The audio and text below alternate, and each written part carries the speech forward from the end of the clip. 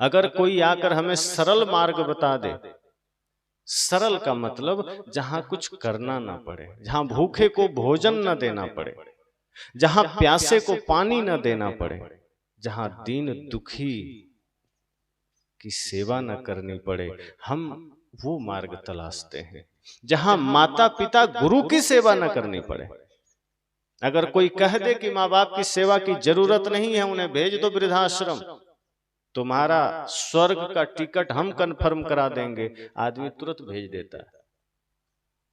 आज वृद्धाश्रम में कोई गाय बैल थोड़े बंधे हैं, आपके ही समाज के कोई बुजुर्ग वहां बैठा है, कोई वृद्ध माताएं बैठी है, उनके भी सपने रहे होंगे, उनके भी ख्वाब रहे होंगे कि बेटा बहू बड़े होंगे, हमारी सेवा करेंगे, लेकिन हमने सस्ता खोजा, हमने सेवा का मार्ग नहीं चुना, हमने सिर्फ और सिर्फ सस्ता मार्ग चुना कि सिर्फ मंदिर जाने से काम बन जाए, भगवान का नाम लेने से काम बन जाए, किसी की पूजा करने से काम बन जाए, कोई नाम जप करने से काम बन जाए। सदगुरु कबीर यहीं आकर के हमें रोकते हैं कि नहीं नहीं, तुम जो मुख से बोलते हो उसको आचरण में भी उतरने दो।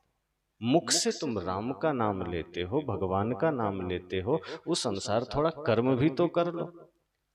तुम राम का नाम लेते हो, बहुत अच्छी बात है, धन्यवाद की बात है, लेकिन राम का काम भी तो करो। नाम तुम राम का लेते हो, काम रावण का करते हो। जीवन तुम्हारा रावण की भांति। रावण पत्नी का अपमान करता था, तुम भी वही करते हो, फर्क क्या है? फिर मुख में राम, बगल में छुरी।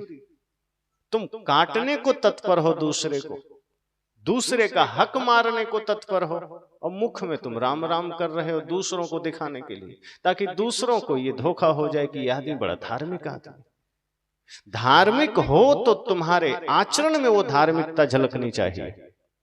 अगर धार्मिक हो तो वो धार्मिकता तुम्हारे विचारों में झलकना चाहिए। वास्तव में तुम धार्मिक बनो, ये बाहर का धार्मिक होना ठीक नहीं। तो ऐसे सत्संग से सदगुरु कबीर का साफ संदेश है कि जीवन में, घर घर में, समाज में, राष्ट्र में, संपूर्ण विश्व में अगर ज्ञान का दीप जलाना है तो वो ज्ञान क्या होना चाहिए? वो ज्ञान क्या है? वो ज्ञान वही है जो खुद से खुद का परिचय करा दे और सब में परमात्मा का दर्शन करा दे। वो सच्चा ज्ञान है जो एक चींटी में भी परमात्मा का दर्शन करा दे। लेकिन आज हमारे ही समाज में चींटी मच्छर तो छोड़ो, बड़े बड़े जीवों की हत्या बेरहमी से होती, हम उसमें परमात्मा नहीं देखते। सदगुरु कबीर का ज्ञान आपको वहां से जोड़ता है, विराट से जोड़ता है। कुछ लोगों ने सदगुरु कबीर का ज्ञान का थोड़ा मिसयूज भी किया। अब साहब ने कहा कि मंदिर ना जाओ, तो आदमी ने कह दिया कि कबीर तो मंदिर के विरोधी है। सदगुरु कबीर ने कह दिया व्रत ना करो, तो लोगों ने कहा वे व्रत के विरोधी हैं। सदगुरु कबीर ने कहा बाहरी पूजा ना करो, तो लोगों ने कहा सदगुरु कबीर पूजा के विरोधी हैं। लेकिन उसके आगे सदगुरु कबीर जो बात कहते हैं वो समझाया नहीं, आधी पर ही रोक लिया, और आधी पर ही हम राजी हो गए कि नहीं कबीर तो विरोधी है, हमें तो उनका मार्ग पसंद नहीं।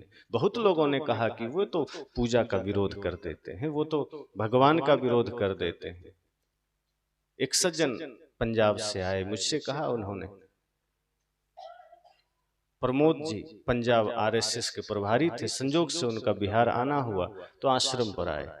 तो जब मुझसे मिले तो कहे कि आप सदगुरु, आप संत कबीर के अनुयायी हैं, पर आपके संत कबीर ने तो भगवान को नहीं माना है, उन्होंने मंदिर का भी विरोध किया है, उन्होंने किसी भी पूजा पद्धति का विरोध किया है। मैंने कहा नहीं, आप आधी बात सुने होंगे।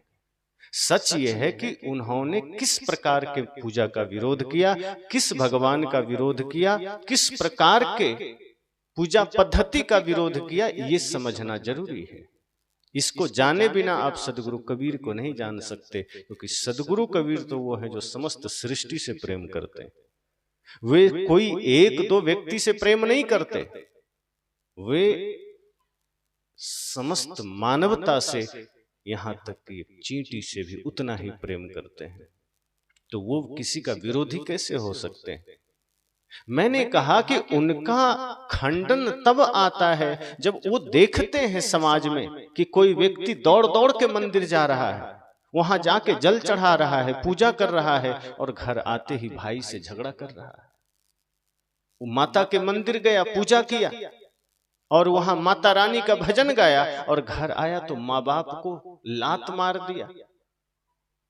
सदगुरु कबीर इस अवस्था को देखे होंगे, इसलिए उन्होंने कहा होगा कि मैं ऐसी पूजा का विरोधी हूं, मैं ऐसी पूजा को मैं पाखंड कहता हूं। पूजा ही करना है तो ये चार दीवारियों में बंद होकर क्यों कर रहे हो? अपने कर्म को पूजा बनाओ, और तुम जहां जाओ वहीं पूजा हो जाए तुम्हारा। तुम माँ बाप की सेवा तो करो ही, दीन दुखी लाचार कोई मिल जाए उसके लिए सदैव सेवा के भाव से खड़े हो जाओ, और जिस दिन तुम सबकी सेवा का भाव लेकर खड़े हो जाओगे, इससे बड़ी पूजा कोई नहीं। सदगुरु कबीर इस तरह से विरोध किए होंगे। मैंने स्पष्ट किया कि सदगुरु कबीर भगवान भी मानते हैं, लेकिन उनका भगवान की व्याख्या अलग है। वो जब कहते हैं कि मैं भगवान का विरोधी हूं, तो उस रूप में जब आप जीवों के साथ तो धोखा करते हो, अपने पड़ोसियों के साथ दगाबाजी करते हो, मांस खाने के चक्कर में बकरे काट देते हो, कोई मुसलमान है तो गाय काट देता है, कोई सूअर काट देता है, कोई मछली मार लेता है, कोई मुर्गी की हत्या कर देता है। सदगुरु कबीर कहते हैं जब तुम इनमें भगवान न देख सके तो तुम पत्थर में भगवान देखते होगे, मुझे शक होता है। क्योंकि जहां है वहां तुम्हें दिखाई न दिया, और जहां नहीं है वहां तुम देख लिए। ये तो आश्चर्य की बात है। जहां देखा जा सकता था वहां तुम्हारी आंखें काम नहीं की। अब कोई आदमी यहां कहे मुझे सूरज दिखाई नहीं दे रहा, तो क्या आप ये मान सकते हैं कि सूरज नहीं उगा है? आप यह मानेंगे कि नहीं सूरज तो उगा है, ये आदमी अंधा है, क्योंकि सूरज में कोई दिक्कत नहीं, उगा हुआ है। पर जो आदमी अंधा है वो यहां सूरज नहीं देख रहा है, और कोई व्यवस्था करके उसको सूरज ग्रह पर भेज दिया जाए तो देख पाएगा? जब यहां न दिखा तो सूरज ग्रह पर तो जल के राख हो जाएगा, देख क्या पाएगा? सदगुरु कहते हैं जो जीवों में न देखा, जो आसपास न देखा, भाई में न देखा, माता पिता में न देखा, पड़ोसी में न देखा, वो मंदिर में जाके पत्थर की स्मृति चिन्ह में कैसे देख लिया? वो पत्थर से बने हुए भगवान में कैसे देख लिया? जो जीवों में ना देख सका वो वहां भी ना देख सका, जो जीवों में देख लिया वो सब जगह देख लिया। तो सदगुरु कबीर ने अगर विरोध किया तो वो इस दृष्टि से विरोध किए कि तुम जहां जाकर के बैठ के भगवान भगवान करते हो, वस्तुतः तुम वहां अपने स्वार्थ पूर्ति के लिए जाते हो, तुम वहां भगवान के लिए नहीं जाते हो।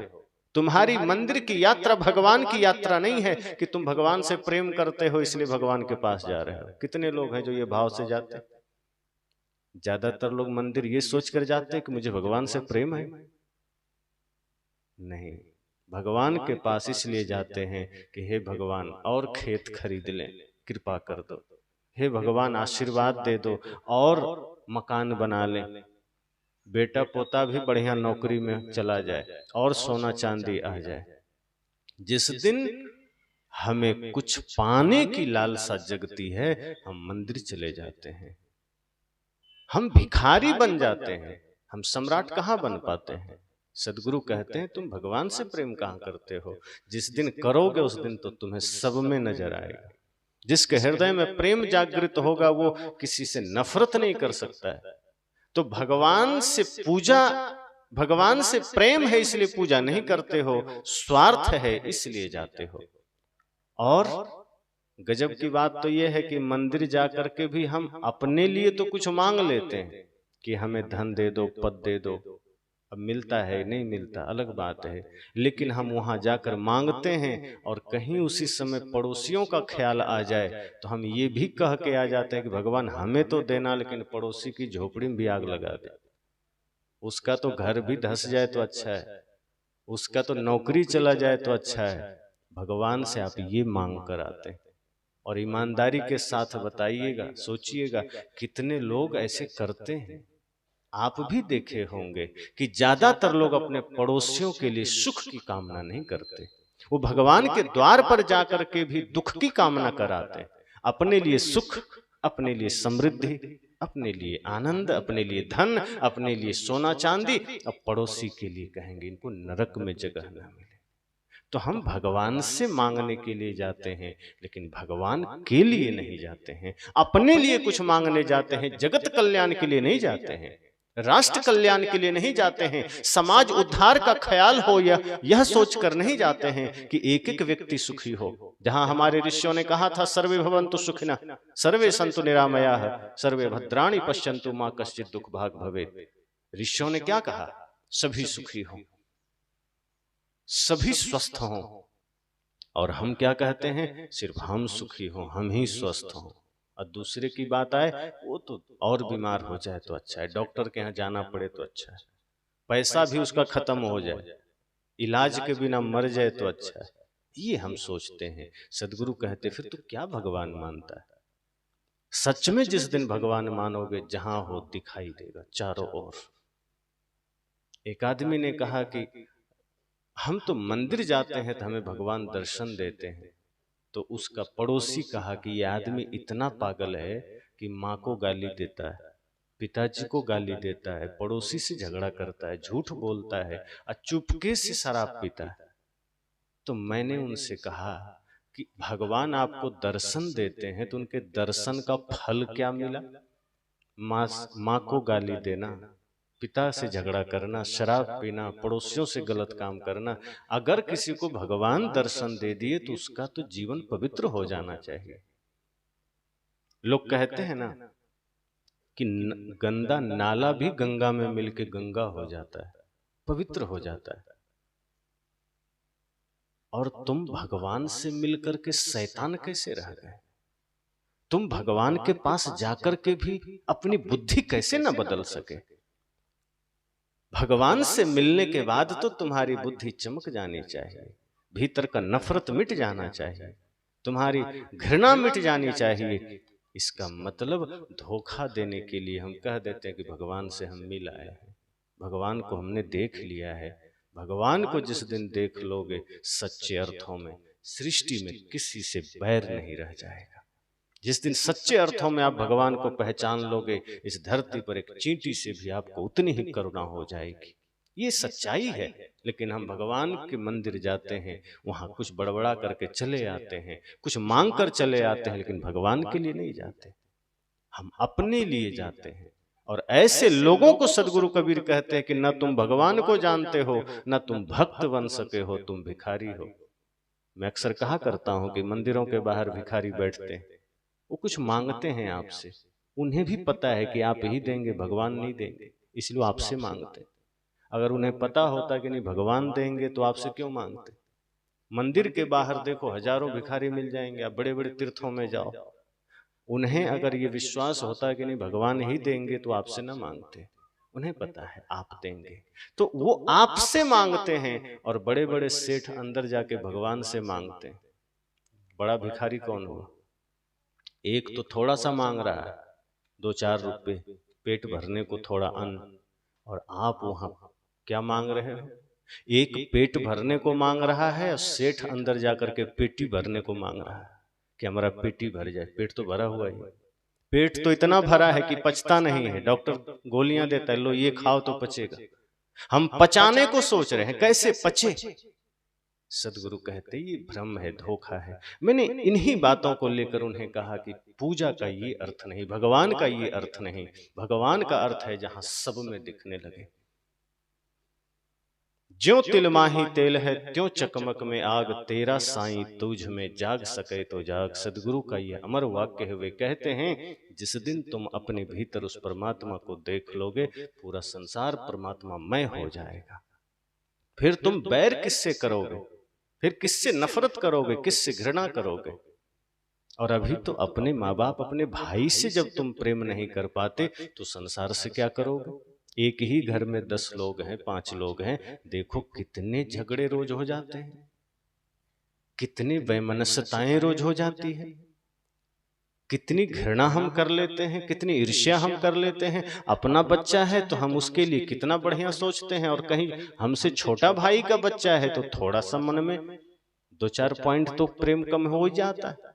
अगर कुछ अच्छा चीज हमारे पास हो तो हम तो सोचेंगे कि पहले हमारे बच्चे को मिल जाए।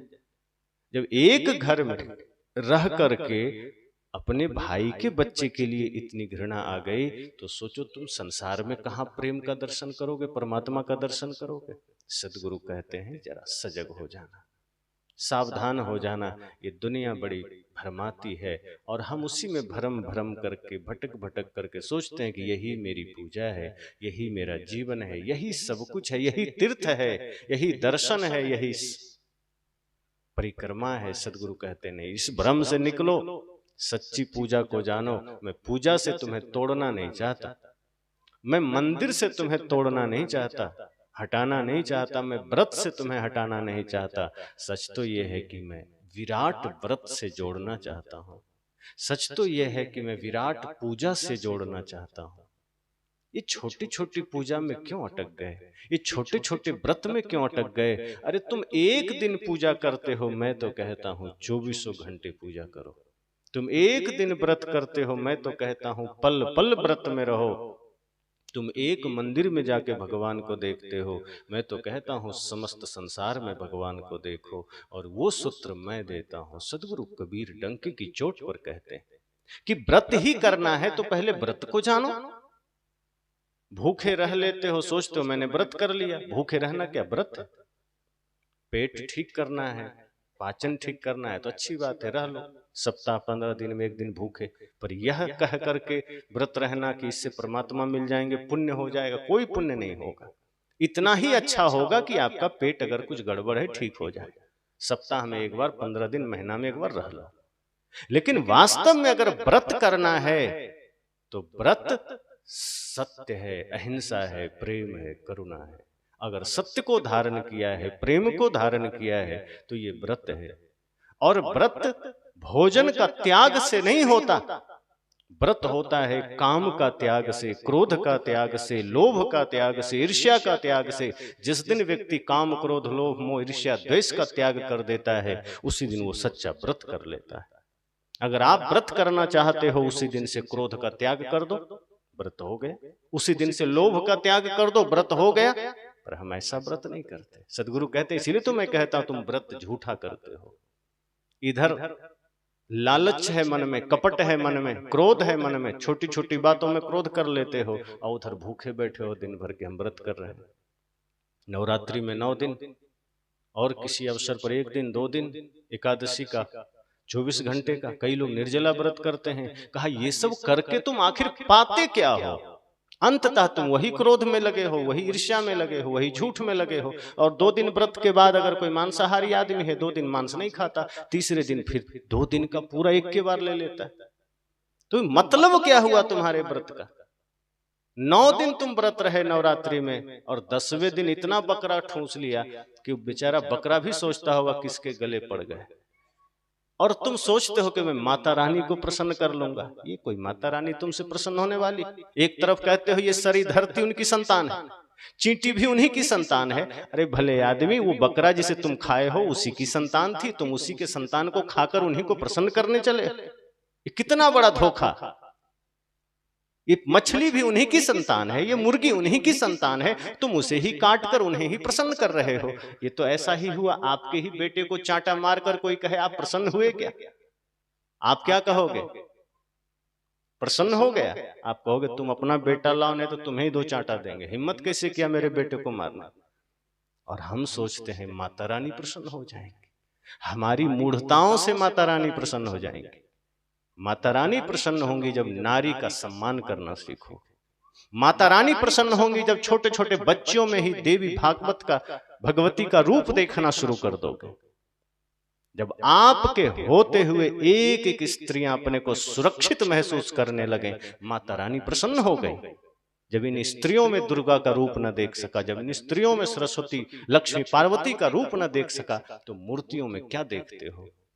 मूर्ति में तो दुर्गा देख कर आ गए, मूर्ति में सरस्वती देख कर आ गए, और अपने ही घर के स्त्रियों को कितना अपमानित कर रहे हो। सदगुरु कहते हैं ये पूजा नहीं है। पूजा यह है कि अगर घर में जीते हो तो अपने ही घर में जो स्त्रियां हैं उनमें तुम देवी दुर्गा को देखो, उसी में तुम लक्ष्मी को देखो, उसी में तुम परमात्मा को देखो।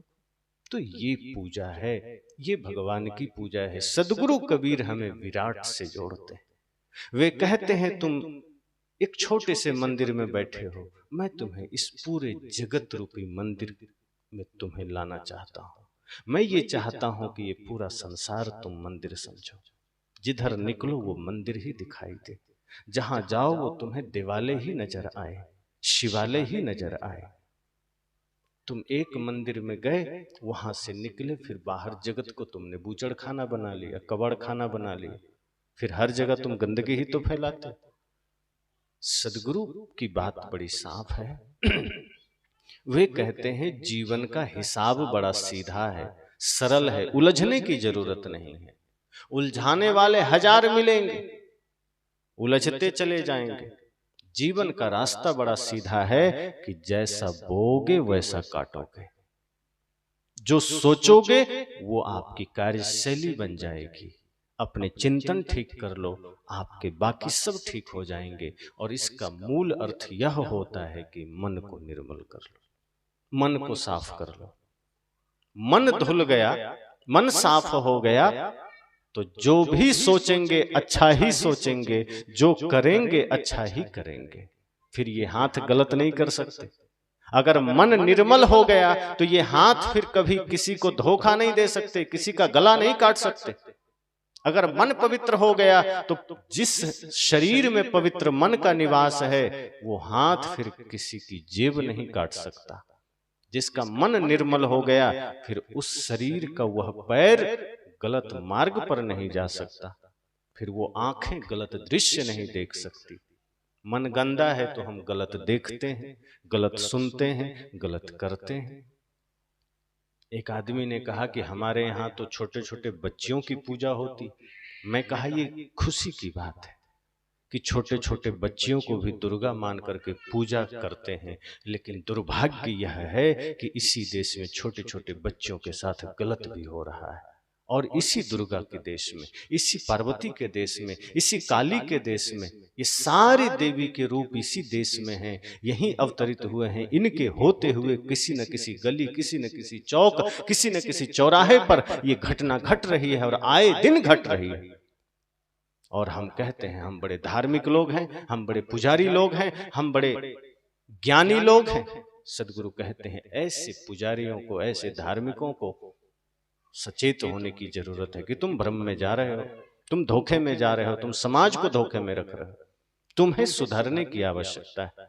अगर हम सुधर जाएं, हमारे जीवन में सच में भगवान का दर्शन हो जाए तो ये समाज बदल सकता है, फिर हम गलत नहीं करेंगे। इसलिए मैंने कहा कि सत्संग का आयोजन होना बड़ी सौभाग्य का विषय है और सत्संग के द्वारा जीवन में परिवर्तन आना ये उससे भी बड़ा सौभाग्य का विषय है। लेकिन हमारे जीवन में कितना बदलाव आया ये हमें विचारना है, हमें सोचना है कि हम सुनते हैं, हम कितना स्वयं को बदल पाए, हमारे जीवन में कितना परिवर्तन आ सका कि नहीं आया, कि जाना व्यर्थ हो गया, ये हमें सोचना है। सत्संग हमें मिलता है, संतों का दर्शन मिलता है, कहीं ना कहीं मिल ही जाता है। कोई जरूरी थोड़े कि यही सत्संग है। आए दिन हर 2 दिन 4 दिन पर यहाँ वहाँ सत्संग हो रहा है। हम सत्संग में जाते हैं, सुनते हैं, हमें यह विचारना है कि वो सत्संग हमारे जीवन में कितना बदलाव लाया, हमें कितना परिवर्तन लाया। अगर नहीं लाया तो सोचिए, सोचने की जरूरत है कि हम सुनते हैं लेकिन उस पर हम चलते क्यों नहीं।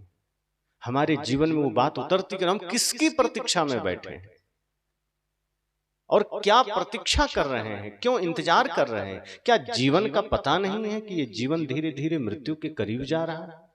क्या ये पता नहीं है कि ये सांसें धीरे धीरे कम हो रही है? संत ने तो कहा है कि गिनती की सांस मिली है और जितनी सांसें हम ले रहे हैं समझो उतना घट रहा है। तो हम प्रतीक्षा क्यों कर रहे हैं कि कल कर लेंगे, परसों कर लेंगे, बाद में कर लेंगे। अच्छे कार्यों के लिए इतना सोच क्यों रहे हैं? मैंने कहा ना कि बिगड़ने के लिए बहुत सोचना नहीं पड़ता है, आदमी को भटकने के लिए बहुत सोचना नहीं पड़ता है, किताबें नहीं पढ़नी पड़ती है, विद्यालय नहीं जाना पड़ता है। बिगड़ने के लिए तो थोड़ा लापरवाही हो जाए, थोड़ा कुसंग हो जाए, आदमी झट से बिगड़ जाता है। और बिगड़ता भी इतना अच्छा तरीके से है कि समझो को बिगड़ने में पीएचडी कर लेता है, लेकिन सुधरने के लिए कितनी मेहनत करनी पड़ती। एक बच्चा का जीवन थोड़ा सा बिगड़ जाए तो माँ बाप रो रो कर बुरा हाल उनका हो जाता है कि क्या करें, बेटा बिगड़ गया। एक जगह मैं था बिहार में ही, एक माँ रो रही थी कि एक ही बेटा है, बचपन से हमने बड़े लाड प्यार से पाला, हमें लगा कि एक बेटा है, न बेटी और कुछ नहीं, एक बेटा। हमें लगा कि अभी एगो पुत्र है, कितना इसको डांटें और क्यों मारें, क्यों अनुशासन करें, जो मर्जी करने देते हैं, जहां मर्जी जाने देते हैं। है तो एक ही पुत्र, सब इसी का होगा धन संपदा, आगे हमारी बात मानेगा, हमारी सेवा करेगा। लेकिन हो गया उल्टा, अनुशासन करना चाहिए था, बच्चे को सही दिशा निर्देश देना चाहिए था, नहीं दिए। परिणाम क्या निकला? एक इकलौता बेटा धीरे धीरे कुसंग में पड़ा, मांस खाना सीखा, शराब पीना सीखा, छोटी उम्र में शराबी बना, मांसाहारी बना। और एक समय आया जब उस माँ को, उस पिता को, जिसने उसके लिए हर चीज ठुकरा दी, परिवार का, समाज का, कि नहीं मेरा बेटा कुछ भी करे, तुम्हें क्या लेना देना, इसको छूट है। एक समय ऐसा आया कि वो बेटा ऐसा आईना दिखाया कि अब मुंह सीधी मुंह बात नहीं करता है। अब वो रोते हैं माता पिता कि कौन सा पाप हमारा जगह है कि आज हमारा बेटा हमसे बात नहीं करता है। एक ही छत के नीचे रहते हैं, बात नहीं करता, एक ही घर में रहते हैं, महीनों हो जाते हैं बात किए, और अगर कुछ करते भी हैं तो झगड़ा होता है, मारने दौड़ता है। अब सोचो, जिनको पुत्र नहीं है वो जगह जगह भटकते हैं कि भगवान, गुरु, माता पुत्र दे दो, और जिनको एक पुत्र है वो बचपन में तो खुश थी कि चलो कितना बढ़िया एक पुत्र है, इसको अच्छा से ये हमारी सेवा करेगा, हम इसको सब पढ़ाएंगे लिखाएंगे। आज ऐसा है कि वही पुत्र होते हुए भी किसी काम का नहीं है, वो रो रहे हैं, परेशान है। उनका कहना है कि ये ना जन्म लेता तो अच्छा था। यहां तक अगर कोई मां सोच ले तो सोचो कि वो क्या दशा होगी, कहां उसकी यात्रा होगी। तो ये क्या हो रहा है? सत्संग नहीं मिला, संस्कार नहीं मिला, सही परवरिश नहीं मिला, तो बिगड़ने में देर नहीं लगी, बिगड़ गया। मैं यही आप सबसे कहना चाहता हूं कि सत्संग को हृदय में बढ़िया से संजो के रखिएगा। अगर सत्संग हृदय में रहा तो आप जो संस्कार अपने बच्चों में देखना चाहते हो वो आप दे पाएंगे, कोई दूसरा थोड़े देगा। हम देखना तो चाहते हैं अपने बच्चों में अच्छा अच्छा संस्कार, कि हम भी बैठे हों तो बच्चे के पैर छू लें, हम भी बैठे हों तो बच्चे हमारी बात माने, पानी ला के दे। लेकिन वो बच्चा उल्टा करता है, संत कहते हैं उसके लिए आपको सजग होने की जरूरत है, आपको सावधान होने की जरूरत है, वरना कब थोड़ी सी असावधानी आई और बच्चा बिगड़ जाएगा। और बच्चा तो छोड़ो, यहाँ जवान बिगड़ जाते हैं, यहाँ बूढ़े बिगड़ जाते हैं, थोड़ा सा असावधान हुए कि जीवन बिगड़ जाता है। सदगुरु कहते हैं कि मन नचाता है, थोड़ा सा लगाम ढीला करोगे, जैसे घोड़ा लगाम ढीला करो तो लेके भाग जाता है, इसी तरह ये मन घोड़ा है, इस पर ज्ञान का, वैराग्य का लगाम कसना पड़ता है, विवेक का लगाम कसना पड़ता है। अगर मन को ढीला किए तो कब बुराई में चला जाएगा पता भी नहीं चला। फिर हजार सत्संग करो, सुधरने का चांस नहीं। बिगड़ने के लिए सत्संग की जरूरत नहीं पड़ी, अर्थात कोई आयोजन की जरूरत नहीं पड़ी, लेकिन सुधरने के लिए फिर सैकड़ों सत्संग सुन लो फिर भी जीवन नहीं बदलता।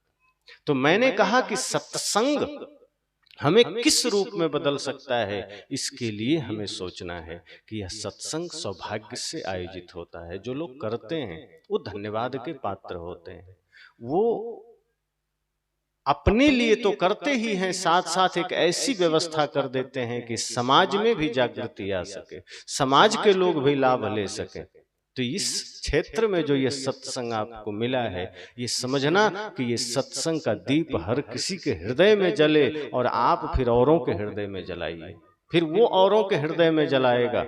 जैसे एक दिया प्रकाशित हो जाए तो कितने दिए प्रकाशित हो जाते, और दिया बुझा हो तो बुझा हुआ दिया दूसरे को कैसे जलाएगा। एक जला हुआ दिया भी आ जाए तो उससे लाखों दिए जला सकते हैं। एक व्यक्ति का जीवन बदल जाए तो वो लाखों लोगों का जीवन बदल सकता है। इसलिए मैंने कहा कि ये कितना सौभाग्य का विषय है और इसे हमें जाने नहीं देना है, क्योंकि ये सत्संग हमें वास्तविकता से परिचय कराता है, सच्चाई से परिचय कराता है। सदगुरु कबीर झूठी बात नहीं करते, वो सुनी सुनाई बात नहीं करते हैं, वो किस्से कहानी नहीं कहते हैं। सदगुरु कबीर जीवन की यथार्थ कहते हैं, सत्य कहते हैं। आज क्या जरूरी है वो बात करते हैं। वो किस्से कह कह के हमें उलझाते नहीं, हमें जगाते हैं। वो हमारी परंपराओं को पोषित भी नहीं करते हैं। वे कहते हैं जहां तुम्हारी परंपरा झूठी होगी हम खंडित भी करेंगे, भले ही दुख लगे तो लगे। पर जो गलत होगा, जैसे कई लोग कहते हैं ना कि हमारे यहाँ बलि प्रथा चलती है, परंपरा से चलती है। सदगुरु कहते हैं फिर तुम छोड़ो उसे। तो लोग कहते हैं परंपरा से है, कैसे छोड़ दें। सदगुरु कहते हैं परंपरा से है तो क्या हुआ, हिंसा गलत है, छोड़ो। बाप दादा करते थे, वो भूल कर बैठे, तुम वही भूल करोगे। वो हिंसा कर दिए, वो गलत कर बैठे, वो गलत किए, तुम वो गलती मत करो। सदगुरु कबीर हमें सजग करते हैं कि कुछ भी गलत हो रहा हो, चाहे वो किसी भी समाज में हो रहा हो, किसी भी परंपरा से चला आया हो, उसे ठीक करने की आवश्यकता है। परंपरा का नाम देकर के हम पीछे नहीं हट सकते, परंपरा का नाम देकर के हम गलतियों से भाग नहीं सकते कि हाँ हम गलती करके भाग लें। सदगुरु कहते नहीं, तुम्हें लौटना पड़ेगा, अपने जीवन को ठीक करना पड़ेगा। इसीलिए कई बार लोग कहते हैं कि सदगुरु कबीर बहुत कड़वा बोलते हैं, पर ध्यान रखना, अगर किसी को शुगर हो जाए तो उसको चीनी नहीं खिलाया जाता। जिसको शुगर हो जाए उसको चीनी खिलाएंगे, उसको करेला का जूस दिया जाता है, नीम का जूस दिया जाता है। अब कोई आदमी कहने कड़वा है, पर है तो उसके फायदे के लिए। कड़वा पीने में लगेगा, लेकिन अगर करेला या नीम का जूस पी लेंगे तो शुगर ठीक हो जाएगा, घाव ठीक हो जाएगा, स्किन प्रॉब्लम ठीक हो जाएगा। पर कोई आदमी पीने से भागे तो उसमें उसकी गलती है ना। सदगुरु कबीर की बातें शुगर बढ़ाने वाली नहीं है, हमारी बीमारी बढ़ाने वाली नहीं है। पर समस्या क्या है कि उन बीमारियों के साथ हम इतना लंबा समय जी लेते हैं कि हम उसे खुद ही ठीक होने नहीं देना चाहते। हम खुद ही उसको पोषित करते रहते हैं। साहब कहते नहीं, बीमारी ठीक करो। मनुष्य हो, तुम में संभावना है, तुम खुद परमात्मा बन सकते हो। तुम में संभावना है, तुम समाज सुधारक बन सकते हो। माताओं में संभावना है, वो युग निर्माता बन सकती। एक ऐसी मां बन सको कि आपका पुत्र जगत कल्याणकारी मार्ग को चुन सके, विश्व का उद्धारक बन सके, समाज का उद्धारक बन सके। लेकिन हम उनकी बातों को कहां समझते हैं। सदगुरु कबीर हमें बार बार जगाने का प्रयास करते हैं। सदगुरु कबीर हमें झकझोरते हैं कि मान्यताओं को छोड़ो, भ्रम को छोड़ो, पाखंड को छोड़ो। और हम हैं कि उसी को पकड़े हैं, हम हैं कि उसी में जकड़े हुए हैं, हमसे छूटता ही नहीं। कुछ हो जाए तो हम वही भ्रम पाखंड की बातों में लग जाते, वही छल में लग जाते हैं। सत्य के प्रति हमारी कोई चेष्टा नहीं होती, कोई प्रयास नहीं होता। सदगुरु कहते हैं जरा सत्य को समझो, और समझने के लिए ज्यादा वक्त भी नहीं है कि कल समझ लेंगे। ये जीवन थोड़ा है, आज प्रयास करो। ये संसार के लिए तो बड़े प्रयास कर लिए, लेकिन ये हाथ ना आएंगे, ये साथ ना जाएंगे। जो साथ जा सकता है वो प्रयास अब शुरू करो, अब वो कोशिश शुरू करो। इसलिए मैंने कहा कि ये सत्संग बड़ा अद्भुत है। सत्संग का अर्थ है सत्य का संग। और सत्य क्या है कि जो तीनों काल में कभी बदले नहीं, वो सत्य है। और वो सत्य आत्मा है। और जो आत्मा को जान ले, जो आत्मा को पहचान ले, वही परमात्मा हो गया। अर्थात जो स्वयं को जान लिया वही ज्ञानी है, वही परमात्मा है। और जो अपनी आत्मा को स्वयं को जान लिया वही दूसरों में भगवान को देख लेता है। हमें दूसरों में भगवान इसलिए नहीं दिखाई देता कि हम खुद से ही दूर हैं। हमें दूसरों में अच्छाई इसलिए नजर नहीं आता कि हम खुद की ही अच्छाई से दूर हैं। जो आदमी अपने भीतर गंदगी को पालता है वही दूसरे में गंदगी तलाशता है। जो खुद अपनी गंदगी को मिटा लेता है वो दूसरे में कभी गंदगी नहीं देखता, बल्कि वो चाहता है कि हम तो अपनी गंदगी को मिटाए ही हैं, समाज को भी धीरे धीरे अपने प्रयासों से, अपने उद्देश्यों से, अपने श्रम से, मेहनत से गंदगी से मुक्त कर दें, साफ कर दें। हम अपने भीतर के दोषों को, हम अपने भीतर के बुराइयों को पहले मिटाएं। सत्संग हमें यह इशारा करता है। सत्संग का मतलब ये नहीं कि सुने और कहीं गए तब हम दूसरों को समझाने लगे कि तुम तंबाकू छोड़ देना। अब अपना चुपके से खा रहे हैं, लेकिन अब प्रवचन देना है कि तुम बीड़ी छोड़ देना। कहते ना, एक पंडित जी थे, वो दूसरे को कहते थे कि देखो शराब नहीं पीना चाहिए, शराब पीना धार्मिक दृष्टि से पाप है। अब मंच पर पंडित जी कहते थे ऐसा सत्यनारायण व्रत कथा कहने के समय। एक बार वो अपने कमरा में बैठे थे कथा कहने से पहले, तो कुछ यजमान पहुंच गए, कहे पंडित जी आपसे मिलना है। तो पंडिताइन जी ने कहा कि अभी पंडित जी तैयारी कर रहे हैं कथा कहने का। कहा बहुत जरूरी है। कहा रुक जाइए 10 मिनट, अभी तैयारी में है। कहा नहीं हमको अभी मिलना है। पंडिताइन ने कहा ठीक है, तो कमरे में चले जाइए। जब यजमान वहां गए तो देखते हैं पंडित जी शराब पी रहे हैं। अब तो सब लोग हक्का बक्का रह गए, पंडित जी को काटो तो खून नहीं। कहे मंच पर तो हम भाषण देते थे कि शराब नहीं पीना चाहिए, आज हम ही पकड़े गए हैं, अब क्या होगा।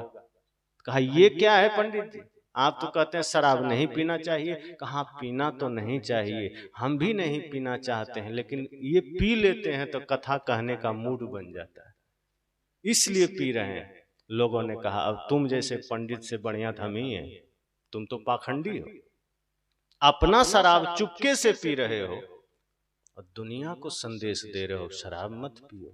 ये ज्ञान तुम्हारे लिए नहीं है क्या? दूसरों को सिखा रहे हो, अपने जीवन को कब सिखाओगे? उसी गंदगी में तुम जी रहे हो, उसी बुराई में तुम जी रहे हो। पहली बात है खुद को जगाओ। हम उन लोगों ने कहा कि तुमसे बढ़िया तो हम हैं कि कम से कम हम परिवार में रह रहे हैं, ज्ञान का ढोंग नहीं करते हैं, पुजारी होने का घमंड नहीं करते हैं, शास्त्र पढ़ने का घमंड नहीं करते हैं। तुम तो कहते हो हम वेद जानते हैं, गीता जानते हैं, कुरान पुराण सब जानते हैं, भगवान को जानते हैं, पूजा करते हैं और भगवान के सबसे निकट रहते हैं। तुम जो हमको दोगे हम भगवान को दे देंगे, और तुम शराब पी रहे हो। तुमसे बढ़िया तो हम हैं। यही तो आज संसार का खेल है, आज यही हो रहा है। बहुत ऐसे महात्मा है मंच पर आकर कहेंगे लहसुन प्याज मत खाना, तो क्यों भाई? तो सुनिएगा कथा में कई लोग कहेंगे कुत्ता का नाखून है लहसुन। अब सोचो कुत्ता का नाखून और लहसुन में फर्क नहीं है, नाखून और लहसुन एक ही चीज है। लेकिन अब बुद्धि मारी गई है, कहता है कि लहसुन और नाखून एक ही चीज है। कोई तो और कुछ कुछ बोलता है, मैं बोल नहीं सकता, इतना मूर्ख सब है। और नहीं खाना कहता है, लेकिन उसका भोजन उसके बिना नहीं बनता है, चुपके से बना खाता है। और जनता को, समाज को कहेगा नहीं खाना चाहिए। सदगुरु कबीर यही विवेक की बात करते हैं कि देखो लहसुन प्याज जमीन में उगता है और वो कोई पाप का भोजन नहीं है, न वो कुत्ता का नाखून है। साधक को मना किया जाता है और उसका कारण सिर्फ इतना है कि वो तामसी होता है। इसलिए जो साधक हैं, ध्यानी हैं, उनको मना किया जाता है कि तुम सात्विक जीवन जीते हो तो ज्यादा ऊर्जा वाली चीजें मत लो, ज्यादा तमस वाली चीजें मत लो, वरना क्रोध आ जाएगा। साधना में थोड़ी बाधा होगी तो संत लोग मना करते हैं साधकों को कि प्याज मत खाना, लहसुन मत खाना, लेकिन अविवेकी लोग उसको कुछ और कह के जोड़ते हैं। तो कुछ का कुछ हमारे समाज में हमें बता दिया जाता है और हम फिर उसी को फॉलो करने लग जाते हैं, उसी का अनुसरण करने लग जाते हैं। और हमारे सदगुरु कबीर की परंपरा में खास करके जो इस तरह के ज्ञान देने वाले संत हैं, मानवतावादी संदेश देने वाले संत हैं, चाहे वो संदेश उपनिषदों में निहित तो हो, चाहे वो गीता में हो, चाहे कभी भगवान बुद्ध ने दिया, महावीर जी ने दिया, चाहे किसी काल में सदगुरु कबीर के अतिरिक्त गुरु नानक देव ने, रैदास जी ने दिया, वो सारे ज्ञान मानव के जीवन से जुड़ा है, हमारे आपके जीवन से जुड़ा है, मानवतावाद से जुड़ा है, एक एक व्यक्ति में ही परमात्मा निहित है इस भाव से जुड़ा है, हमारे एक एक खान पान से जुड़ा है, हमारी दिनचर्या से जुड़ा है, हमारे जीवन जीने के तरीके से जुड़ा है। तो लोग कह देते हैं कि मांस मत खाओ, मछली मत खाओ, और पता चला जो कह रहा है वही पीछे मांस खा रहा है। कितने ऐसे सन्यासियों का वीडियो आता है जो मंच से कहता है मांस मत खाना, और अपना जब चुपके खड़ा होगा तो कहेगा मुर्गी के बिना हमारा काम नहीं चलेगा। अब सोचिए कितना दो तरह का व्यवहार है। साहब कहते हैं रास्ता दिखाने वाला अगर रास्ता भटक जाए, रास्ता दिखाने वाला अगर पाप के मार्ग पर चल रहा है तो ये समाज कभी सही दिशा नहीं पकड़ सकता है। इसलिए सर्वप्रथम जो मार्ग दिखाने वाला है उसका जीवन सही मार्ग पर होना चाहिए, उसका चित्त, उसका चिंतन सही मार्ग पर होना चाहिए। इसीलिए मैंने कहा कि ऐसा नहीं है कि कुछ भी कह दो और हम कह के निकल जाएंगे, पहले हमारे जीवन में होना चाहिए। हम यहां से जो कुछ भी सुने हम सोचें कि पहले हमें बदलना है, पहले हमें परिवर्तित होना है। कई लोग सुनते हैं और फिर बाहर जाकर लोगों को सुनाते हैं कि देखो झगड़ा मत करना, प्रेम से रहना, कोई गुजर जाए तो क्यों रोना। ऐसे ही एक घर में कोई गुजर गया तो पड़ोस में एक आदमी था, बड़ा सत्संगी था, वो सुनाता बहुत था। वो पहुंच गया, कहा अरे क्यों रोते हो, आत्मा तो अजर अमर है और शरीर मरण धर्मा है, शरीर बदल गया, इसमें रोने की क्या बात है, रोते क्यों हो। तो जिस सज्जन के पिताजी गुजरे थे वो भी सोचे कि हो सकता है ठीक ही कह रहे हो, क्यों रोए, आत्मा तो मरती नहीं है, कृष्ण कहते हैं आत्मा अजर अमर है। अब हम रो रहे हैं, शरीर तो यहीं पड़ा है, शरीर मेरा है नहीं। तो वो व्यक्ति बेचारा किसी तरह अपने को संभाला, चुप हो गया। कुछ दिन बाद ये जो समझाने गया था इसका पिताजी गुजरा, अब ये एकदम सिर पटक पटक के रो रहा है। अब आत्मा अमर है ये भूल गया। अब वो पड़ोसी आया इसके घर, देखता है कि अरे ये तो पूरा एकदम चिल्ला चिल्ला के रो रहा है, पिताजी के सीने पर सिर रख पटक पटक के रो रहा है। कहा अब कहाँ गया गीता ज्ञान, अब आत्मा अमर नहीं है, अब ये शरीर नश्वर नहीं है। कहा रे कहते तो थे, सबको समझाते थे, पर हमारे पिताजी गुजरे तो हमको रहा नहीं गया, हमको लग रहा है सब हम भी मर जाएं। कहा कहना बड़ा सरल होता है, किसी को समझाना बड़ा सरल होता है, उस ज्ञान को अपने जीवन में उतारना कठिन होता है। इसलिए सदगुरु कहते हैं कि नहीं, जो सुनो, जितना सुनो उस पर चलने का प्रयास करो, तभी वो ज्ञान सार्थक है। वरना एक कान में सुने दूसरे में निकल गया, और नहीं निकला तो वो दिमाग में रह गया, और जो ज्ञान यहाँ रह गया वो ज्ञान फिर बहुत खतरनाक हो जाता है, क्योंकि वो फिर तर्क के काम में आता है, कुतर्क के काम में आता है, बुद्धि के व्यायाम में काम आता है, वो आचरण में नहीं आता। सदगुरु कहते हैं दोनों कानों से सुनो तो यहाँ मत जाने देना, उसको इधर उतरने देना हृदय में। हम उल्टा करते हैं, हम ज्ञान सुनते हैं दोनों कानों से तो उसको धीरे से यहाँ ले आते हैं, और जब लोगों से गाली और अपमान सुनते हैं कानों से तो उसको हृदय में ले आते हैं, वहीं हमारा जीवन पटरी से उतर जाता है। सदगुरु कहते हैं थोड़ा उल्टा करना, ज्ञान सुनना तो उसको हृदय में आने देना, और गाली सुनना तो उसको मस्तिष्क में रोक लेना या कंठ में ही रोक लेना। ये प्रेरणा आप समुद्र मंथन से लीजिए। मैं अक्सर सुनाता हूं कि जब समुद्र मंथन हुआ, विष निकला रत्न निकले, विष निकला तो सब भागने लगे, तो शिव जी को बुलाए कि आप ही कुछ करिए। उन्होंने उस विष को कंठ में रोक लिया। अब ये एक प्रतीक है, रियल में कोई लिक्विड नहीं पिया था उन्होंने कि जो कि कंठ में रोका जा सके। सच्चाई ये है कि ये संकेत होते हैं। हमारे शास्त्रों में बहुत सी घटनाएं प्रतीकों में कहा गया। जब रावण के 10 सिर की बात आती है, माँ दुर्गा के 8 हाथ की बात आती है, या विष्णु जी के 4 हाथ की बात आती है, इसका अर्थ यानी कि रियल में रहा होगा। इसका मतलब है कि रावण जितना 10 आदमी बुद्धिमान हो सकता है, ज्ञानी हो सकता है, उतना वो अकेले था। इसलिए 10 सिर की परिकल्पना की गई।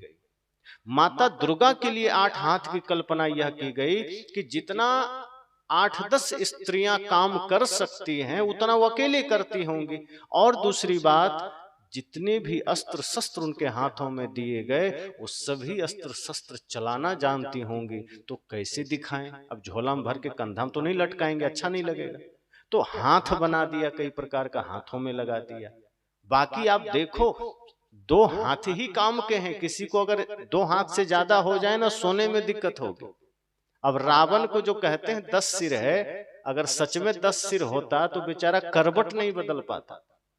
आपको एक एक्स्ट्रा कुछ यहाँ पत्थर बांध दिया जाए तो करवट लेने में दिक्कत हो जाएगी। कभी घर में ट्राई करना, तकिया ही बगल बांध लो तो एक करवट से दूसरा में नहीं जा पाओगे, 1 घंटे में पागल हो जाओगे। 10-10 सिर लेके सोता होगा, कल्पना की बात है। अब किसी को 2 हाथ के बजाय 3 हो जाए तो परेशान रहता है, किसी को 8 हाथ थोड़े होगा। एक प्रतीक है कि वो 8 प्रकार के शस्त्र चलाना जानती होंगी, तो उसको दिखाना है तो 8 हाथ बना दिया। इसी तरह से रावण 10 गुना बुद्धिमान है तो 10 सिर दिखा दिया गया।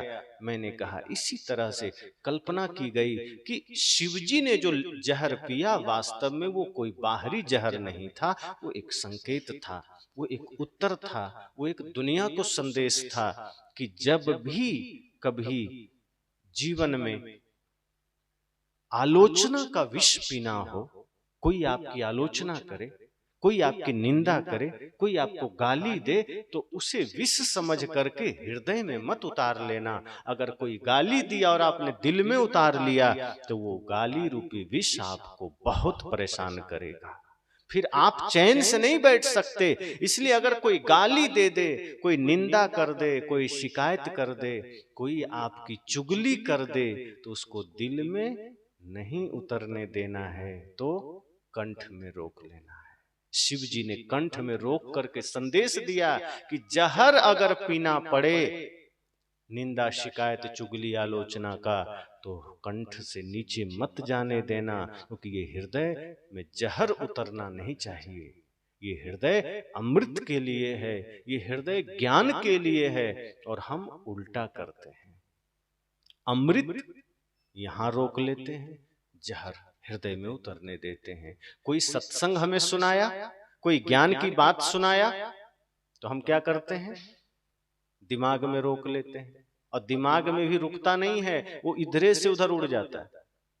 इसका प्रमाण क्या है कि आप सत्संग सुने और घर गए, कोई पूछा क्या सुने, तो सिर खुजलाते हैं, अरे सुने तो पूरी बात याद नहीं, लेकिन 1 घंटा पहले की बात याद नहीं। आश्चर्य की बात है। 2 घंटे पहले, 1 दिन पहले, 2 दिन पहले, आधे घंटे पहले सुनकर आए, और कोई पूछा क्या क्या सुना, तो आदमी कहता हाँ 1 बात तो याद है, बाकी भूल गए। देखो पूरी बात याद नहीं है, लेकिन 1 महीना पहले किसी ने आपको गाली दी, भूल गए आप? याद है? कोई गाली दिया है तो याद है, कोई निंदा किया है तो याद है, कोई अपमान किया है तो याद है। लेकिन जो ज्ञानी पुरुष हैं वो गाली भुला देते, जो ज्ञानी पुरुष हैं वो निंदा भुला देते, जो सच में सज्जन पुरुष हैं वो कोई अपमान किया वो भुला देते हैं, मुझे याद नहीं करना। लेकिन जो गाली को याद करके बैठा है, निंदा को याद करके बैठा है, अपमान को याद करके बैठा है, वो बचपन की गाली भी याद करके बैठा है। 10 वर्ष के थे, कहां किससे झगड़ा हुआ था, किसने गाली दिया था, याद है, पर 1 घंटा पहले सत्संग याद नहीं है। सदगुरु कहते हैं कि आप बुराई को हृदय में उतार लेते हो। ध्यान रखना, समुद्र मंथन आपके जीवन से जुड़ा है। जैसे समुद्र के मंथन करने से अगर विष पैदा हुआ, ऐसे ही सामाजिक जीवन में जीते हैं, पारिवारिक जीवन में जीते हैं, व्यक्तिगत जीवन में जीते हैं, तो कई बार किसी कारणवश किसी न किसी प्रकार से कभी गाली का, कभी निंदा का, शिकायत का जहर तो पैदा होगा ही, लेकिन अगर पैदा हो जाए तो घबराना नहीं, उसको कंठ में रोक लीजिए और ज्ञान को हृदय में उतरने दीजिए, सत्संग को हृदय में उतरने दीजिए, तब यह काम का है। अगर उल्टा कर दिए, अगर ज्ञान को ही मस्तिष्क में रोक लिए, तो वो एक समय पर उड़ जाएगा और वो सिर्फ कुतर्क के काम में आएगा। इसलिए फिर आप बोलने लगेंगे, फिर धीरे से आप अपने आप से दूर हो जाएंगे। जो आदमी ज्ञान को दिमाग में रखता है वो बोलना ज्यादा शुरू कर देता है। आप ध्यान देना इस बात को। जिसके ज्ञान का, जिसकी जानकारी का संबंध दिमाग से हो गया, वो बोलना ज्यादा शुरू कर देगा, और जो जितना ज्यादा बोलेगा वो झूठ बोलेगा। झूठ ज्यादा बोलने की संभावना कब होती है? जब हम ज्यादा बोलते हैं। और जब हम कम बोलते हैं, विचार करके उतना ही नपातुला बोलते हैं, तब हम सत्य बोलते हैं। फिर हमारे सत्य बोलने की संभावना बढ़ जाती है। तभी तो साहब ने कहा कि बोलना का सो बोलिए रे भाई, बोलत ही सब तत्व नसाई। बोलत ही सब बाढ़ु विकारा। साहब कहते हैं कि बोलने से ही विकार बढ़ने लगते हैं, बहुत बोलना भी ठीक नहीं। तो साहब ने क्या कहा कि अच्छी बातें सुनो, ज्ञान की बातें सुनो, सत्संग की बातें सुनो, अपने कल्याण की बातें सुनो, तो हृदय में उतारना, तब जीवन बदलेगा। और निहारिए कि अगर कोई कमी है अपने भीतर तो हमें ठीक करना है। अपने अपनी तरफ देखिए कि क्या दोष हमारे भीतर है। क्या मैं किसी की बुराई देखता हूं? क्या मैं किसी को गाली दे देता हूं? क्या मैं झूठ बोल देता हूं? क्या मैं कोई दुर्व्यसन करता हूं? कुछ भी अगर बुराई है तो आंखें बंद करके झांकिए, चिंतन करिए, मंथन करिए। जैसे एक व्यापारी अपना बही खाता देखता है, अपना बिजनेस देखता है, एक एक दिन भर की एक एक गतिविधि की चर्चा करता है, समीक्षा करता है, जांच करता है कि हमने हमारा व्यापार कैसा चलाया, हमारा बिजनेस कैसा चला। अगर कुछ अच्छा हुआ तो और अच्छा करना है, कुछ घाटा हुआ, कुछ गलत हुआ तो कल ठीक करके फिर से सही से करना है। सदगुरु कहते हैं रोज सोने के समय अपने जीवन की समीक्षा करिए। बिस्तर पर जाइए, आंखें बंद करके अपने ही एक एक चिंतन पर सोचिए, अपने विचारों को देखिए कि हमसे क्या दिन भर अच्छा हुआ, क्या गलत हुआ। हमने किसी का दिल तो नहीं दुखाया, हमने किसी को गाली तो नहीं दी, हमने किसी का अपमान तो नहीं किया। अगर लगे कहीं कि हमसे कोई भूल हुई है, हमसे कोई चूक हुई है, तो सजग हो जाइए, होश में आ जाइए कि ये भूल अगर हमने किया है तो कल का सूरज अगर हम देख पाए, कल ये भूल नहीं करेंगे। सदगुरु कहते हैं जब ऐसी समीक्षा करोगे, उस दिन आपका जीवन परम शुद्ध हो जाएगा, और जो जीवन तीर्थ बन जाता है वहीं भगवान का निवास हो जाता है। फिर हर हृदय के आंगन में राम का निवास होगा, परमात्मा का निवास होगा। हम आंगन गंदा कर लें, आप अपने ही घरों में दरवाजे पर गोबर इकट्ठा कर दो, या सड़क में झाड़ू लगा करके दरवाजे पर डाल दो, तो कोई अतिथि आएगा तो आपके घर में नहीं जाएगा, वो घुसना ही नहीं चाहेगा। कहेगा कैसे लोग हैं, सारा झाड़ू लगा के दरवाजे पर डाल दिया।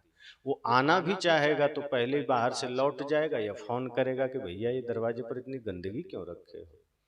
सोचो अगर हम अपने हृदय में गंदगी रखेंगे तो परमात्मा आएंगे क्या हृदय में? जागृत होगा?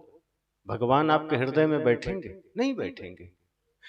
पवित्र स्थान चाहिए, पवित्र निवास चाहिए। सदगुरु कबीर जब कहते हैं कि हृदय में राम बैठा है, तो बैठा कहाँ है? उसे बैठाना है, उसे जागृत करना है। जब लोग कहते हैं मेहंदी में लाल रंग है, तो है कहाँ उसमें? घिसना है पहले, तब आता है। ऐसे तोड़ के देखो पत्ती में, कहीं लाल नहीं दिखेगा, घिसना पड़ता है। ऐसे नहीं है कि हाँ लाल रंग है तो तोड़ेंगे तो निकल आएगा, कि जैसे आप अन्य पत्तियों को निचोड़ते हो तो उसका रस निकल आता है। अब मेहंदी को ऐसे रगड़ के निचोड़ोगे तो क्या लाल लाल गिरेगा? गिरेगा, उसमें भी हरा है। लेकिन उसको जब हम घिसते हैं बार बार, फिर सूखता है, तब लाल रंग प्रकट होता है।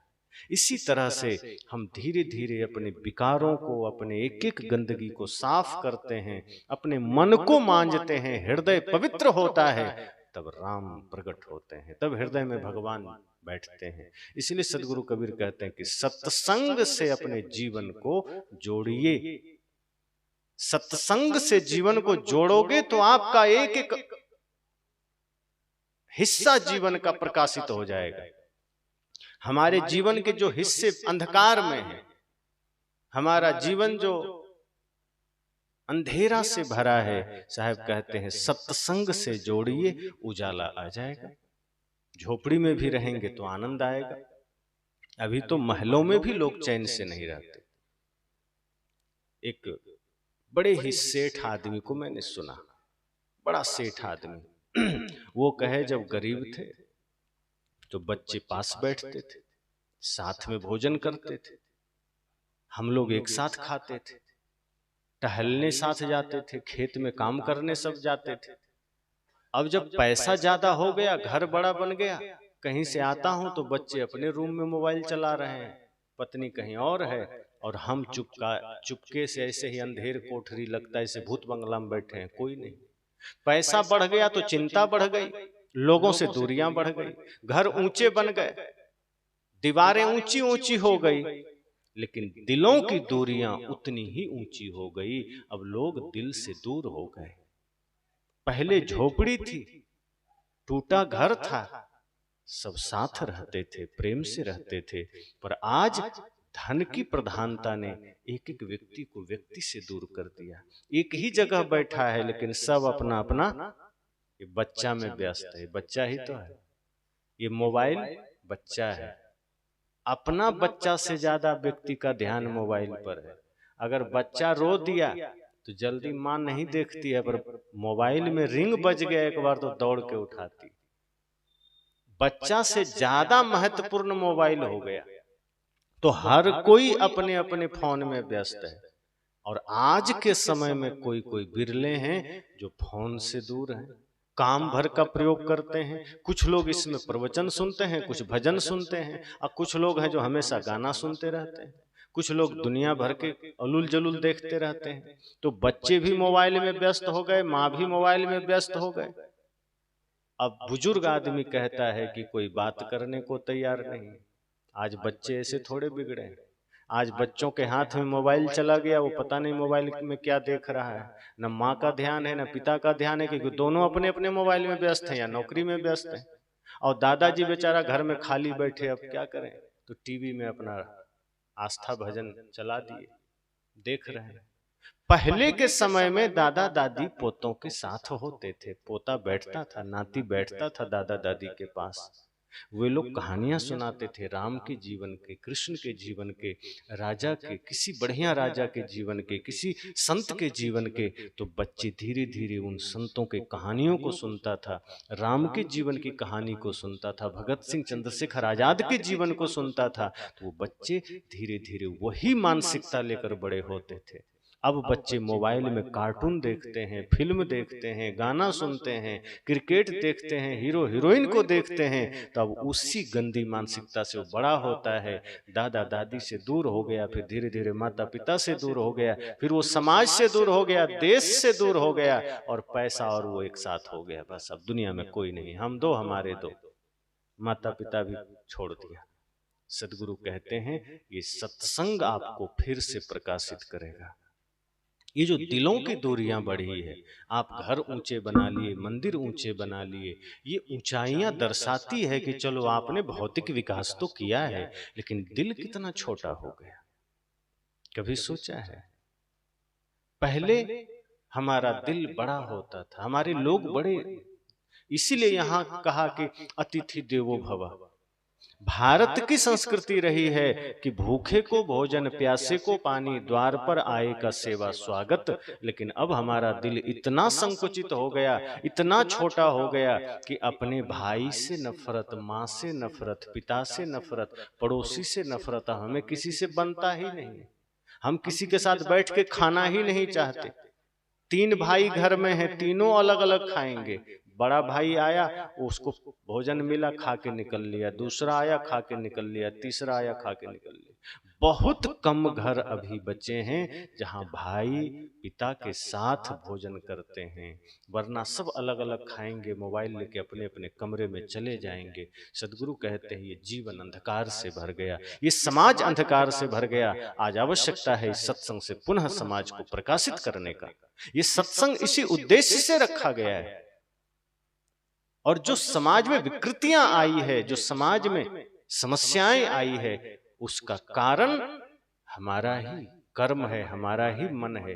बहुत सी बातें हैं जिसे हमें समझना है कि कहां से हमारा रास्ता बिगड़ा है, कैसे हमारा जीवन जीने का ढंग बिगड़ा है, किस तरह से हमारी स्थितियां बिगड़ी है, हमें उस पर सोचना है।